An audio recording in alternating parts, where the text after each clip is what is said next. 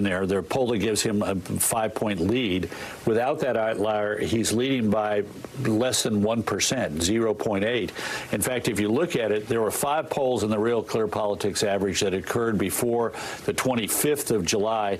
Trump leads in all 5 of those.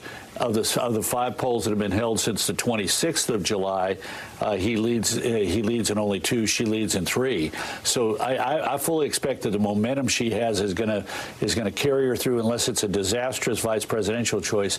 This momentum is going to leave her in the lead at the end of the Democratic convention. You might see that choice soon. Longtime Republican strategist Karl Rove on Friday predicting Kamala Harris's momentum will soon give her a solid lead over Donald Trump in the polls. And it appears he's correct, with new polling showing Harris is gaining on the former president in battleground states. Meanwhile, the vice president is expected to name her running mate before tomorrow's rally in Philadelphia. We'll have the latest on the Veep stakes.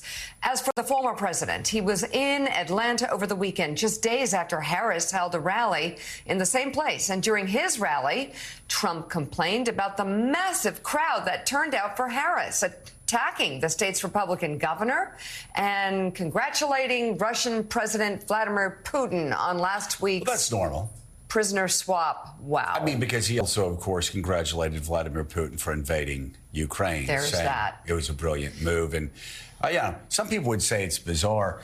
I would agree, too. I would also agree that Robert Kennedy Jr., once again, in the news for all the wrong reasons. It's really bizarre, this story about Robert F. Kennedy Jr., who is claiming to have dumped a dead bear cub, a baby bear, in Central Park years ago. Was he going to eat it? Like what? Skin it and eat it or something like that. And then he got rid of it? Jonathan Lemire, a baby bear? So confused. I'd heard that he was going to skin it and eat it, but just ran out of time. I don't know these things. And why? Then made it look like a bike attack? A biker ran over it, and then the New York Times story was written by his cousin 10 years. It's all very weird, but you know what? In times like these, when little things make sense at all, that's when you want the person right there, sort of as the leveling win, to be Roseanne.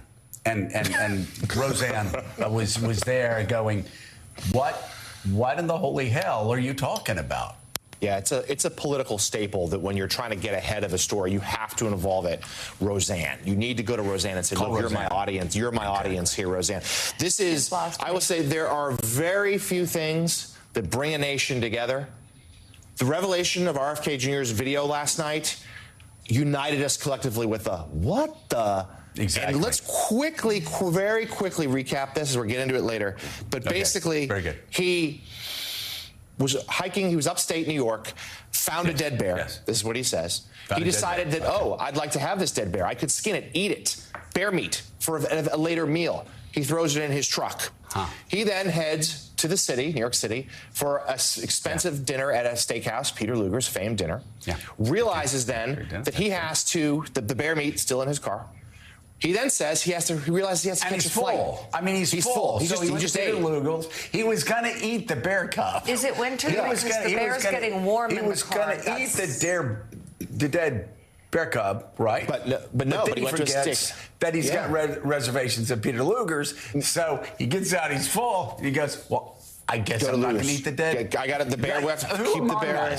Yeah, I mean, we've all had that dilemma when you realize, like, I've got the bear meat in the car, but man, the steak here is so good. I should probably eat this. I walked out of Jonathan, I walked out of the Polo Bar a couple of weeks ago. Walk outside, I forget, I got an elk's head in my trunk. Yeah. And I'm like, wait a second, I can't eat that anymore. Right, so it happens to all of us. So I really had roadkill in my car. What's he do next? So first of all, he would have had to have made a stop at an ATM because Peter Luger is famously cash only. Then he realizes, I've got to get a flight. I got to get to the airport, but I've still got this bear meat in the car. So he says he consults with his dinner companions. What should we do? What do we do? And they hit upon this idea to drive to Central Park, dump the dead bear cub there, and stage it as if the bear had been killed by a bicyclist. And then that story 10 odd years ago was a national story. A bunch of outlets covered it. Right. They said there's a dead bear in Central Park. That's newsworthy. And yes, as you mentioned, it was a Kennedy family relative, unbeknownst to her, who had the story for the New York Times the next day. And apparently, the New Yorker was about to drop a major profile of Robert F. Kennedy Jr. This anecdote was going to be involved, so RFK Jr. tried to get out ahead of it yesterday with the help of one Roseanne Barr. Wow. There it is. Okay. So we have dead baby cubs, bear cubs In his car. brainworms, Warming up. Yeah, brainworms. Let Let me just say, if you're going to pick up roadkill, rested 10, rested, ready to go. my mother always taught me that you make sure that it's freshly killed, still warm, and you get it right to cut it up and freeze it. You don't leave it in your car to smell and get grosser. But we have with this former aide sick. to George W. Bush White House and State Department, Elise Jordan. Elise, help. She's an MSNBC political analyst and has no roadkill stories for us. Pulitzer Prize winning columnist and associate editor of the Washington Post, Eugene Robinson. I got to talk about the bear. Would understand. Okay. Gene, go ahead. Go ahead. We will bear with it. Go ahead. I just want to say, this was not a youthful indiscretion. This man was like 60 years old when this happened 10 years That's what I don't ago. get. Okay, so recently, he recently did this, and it was bear roadkill. Yes, that's all I got. I'm just going to say I wrote about this when this happened in my family. My parents are refugees from World War II and starved for 2 years, and it was a deer. So I'm really concerned about someone picking up a baby bear and thinking about skinning it and then faking its death in Central Park. There's a big difference. It's not even about eating roadkill. Congratulations on trying to make the story about your deer. The fact is, he could have make his book that there was actually a deer that had been struck and killed on the side of the road at Old Dominion Road. Old Dominion Road, McLean, Virginia. And Mrs. Brzezinski. I've told the story. Some know. With a farmer, and she got the best part. She's very get proud the best of that. part. Thank Let's you for bring in remembering NBC that. News national affairs analyst and a partner and chief political columnist at Fox, John Heilman. John, how does the bear vote impact the northern swing states? Ooh, baby. Wow. The guy had a worm in his brain, right? Before this? Right. Yeah. Isn't that right? Yeah. There's that. There's been a thing where where he sexually harassed a babysitter, right? It was not apologetic at all. And said afterwards that there might be more of those. And now we got this bear straw. I think on the scale of the weirdness, this is, as weird as this is, it doesn't really rate compared to the weirdness of the worm in his brain, and in terms of disqualifying this, doesn't rate compared to the sexual harassment claim. Also, I'll note, Joe, that this man, Robert F. Kennedy Jr., right now, according to that CBS News YouGov poll that we've been talking about, and we're probably going to talk about some more here all morning, Bobby Kennedy Jr. is at 2% nationally now. What's going on, man? I'm looking forward to the day when we won't be able to talk. We'll have to talk about the man his political significance is dwindling pretty fast, and hopefully we won't have to talk about him anymore soon.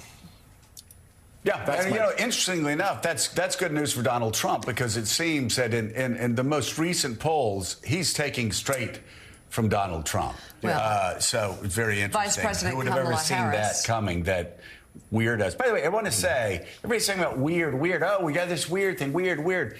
Who's been talking about weirdos, insurrectionists, and freaks for like 3 years? I think it might have been. They're weirdos, insurrectionists, and freaks. That's it. And Democrats are like, I'm so shocked. I don't. I said, don't be shocked. Call them what they are. They're weirdos, insurrectionists, and freaks. Vice President like the Kamala Harris and former President not you good people Donald Trump are essentially tied. According to the latest poll from CBS News and YouGov, in the survey, Harris's support of 50% of likely voters nationwide compared to 49% for Trump. That's within the margin of error.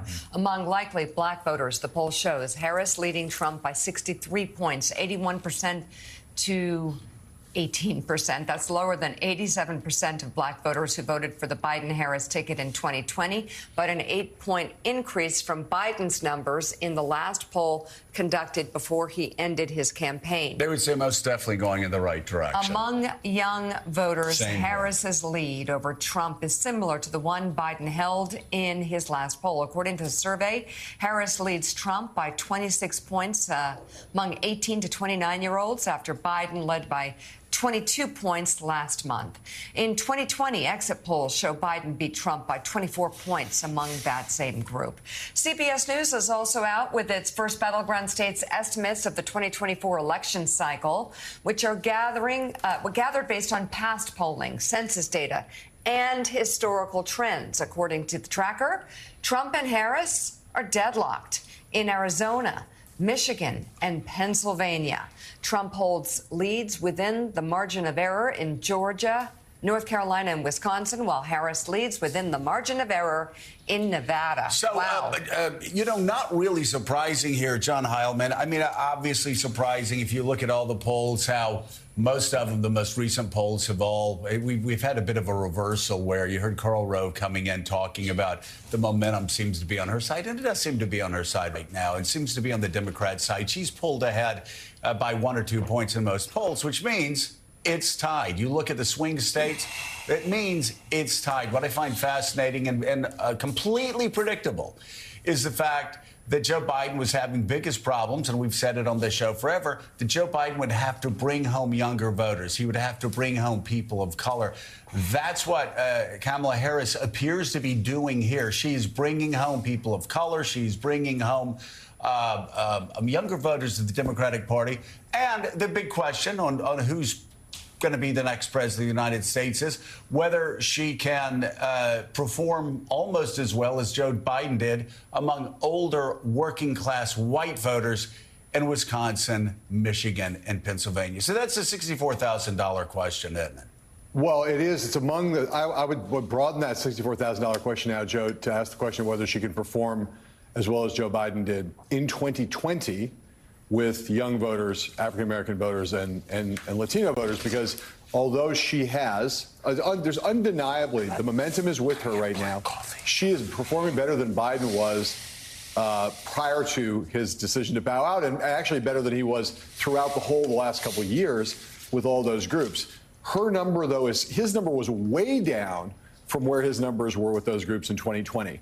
She has made up, she's overperforming him in 2023, 2024, but she's still not up to the levels that he was at in 2020 with any of those groups. That's one of the things that she has to do. There's reasons to think if this momentum continues with all those voter segments that she can do that, and the numbers are all going in the right direction, but she's still not there. You know, if you look at, even when this, I'm trying to look at what the number here is on with African Americans as an example. She has right now is at 81 with 81 to 18 over Trump.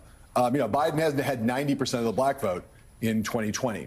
So I'll just say that there's no one on the Harris campaign doesn't realize that those are categories where they need to ride the momentum, the rise that she's had, and try to get her back to Joe Biden level of 2020. If she's going to be able to win the election in November. So, Gene Robinson, the poll also has this tidbit about black voters. Back on July 18th, those surveyed, 58% said they were definitely going to vote. That number jumps to 74% now. Yeah. So that is significant. We know that the Trump campaign has said they've tried to make inroads with those communities. Obviously, we've seen his numbers dwindle.